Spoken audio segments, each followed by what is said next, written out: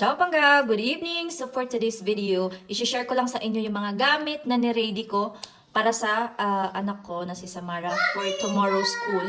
So yung mga nabili na namin na gamit niya kasi ready na talaga siyang pumasok tomorrow.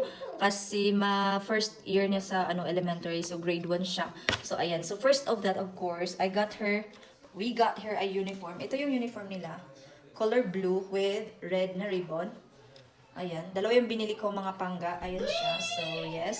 And, of course, yung bag niya.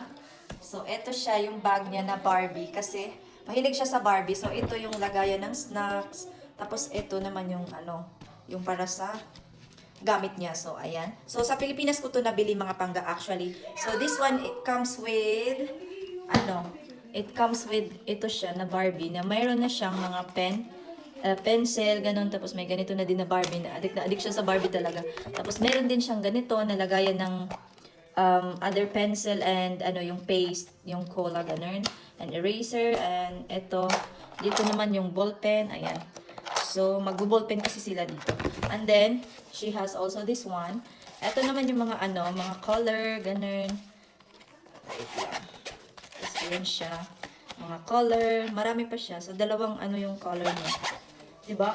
Pero mabigat talaga siya masyado mga pangga. So, I think yung ibang niya, iiwan lang sa school kasi mabigat siya. Tapos, of course, I got her a new shoes. Ayan.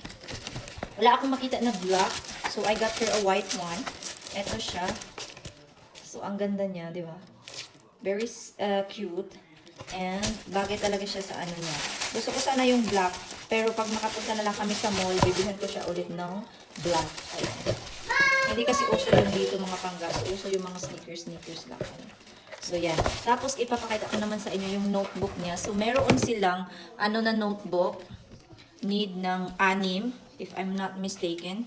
2, 4, yes, 6. So, meron na siyang cover na plastic. Ayan, Barbie na naman, di ba? Kaso, isa lang yung Barbie. So, nilagyan ko ng name. Tapos, ito, pangalawa, 3, 4, 5,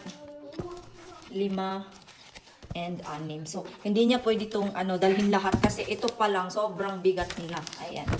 Tapos, meron din siyang mga books, parang pang-assignment, mga ganun. Ito. Tapos, another books. Ang dami.